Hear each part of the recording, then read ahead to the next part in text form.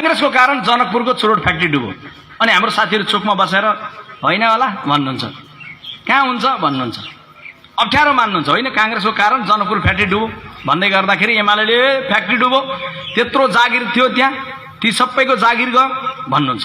कांग्रेसका साथीहरु अप्ठ्यारो मान्नुहुन्छ। अब फ्याक्ट्री नै डुबेको कुरो, 200-400 500 मान्छेको जागिर गुमेको कुरो हो कसरी भनौं? अब तपाईहरुले हो भन्दिनु होला। हो डुब्यो, ठाडो भन्दिनुस्, हो डुबेकै हो। हिजो छाला जुत्ता कारखाना थियो, छाला जुत्ता कारखाना भएको ठाउँमा कांग्रेसले बेचिदियो जुत्ता उत्पादन गर्ने। गाउँ गाउँमा अहिले पनि दाङमा भन्दैछन् कांग्रेसले उद्योग बेच्यो, गलत गर्यो। एउटा गरिब देशको सरकारले मान्छेको खुट्टामा लाउने जुत्ता उत्पादन गरेर बस्ने होइन दिदीबहिनी दाजुभाइहरू, हामीले बेचेकै हो बाँसबारीको छाला जुत्ता कारखाना। कांग्रेसले भन्यो कांग्रेसको कुरा सही, हामीले गलत गरेको हो भन्ने हो भने कम्युनिस्ट पार्टीलाई भोट दिनुस्, सही कर्म गरेको कांग्रेसले भन्ने हो भने अझै बलियो बन्नलाई रुख चिन्हमा भोट दिएर के हजुरबाको कुरा कसले गर्छ?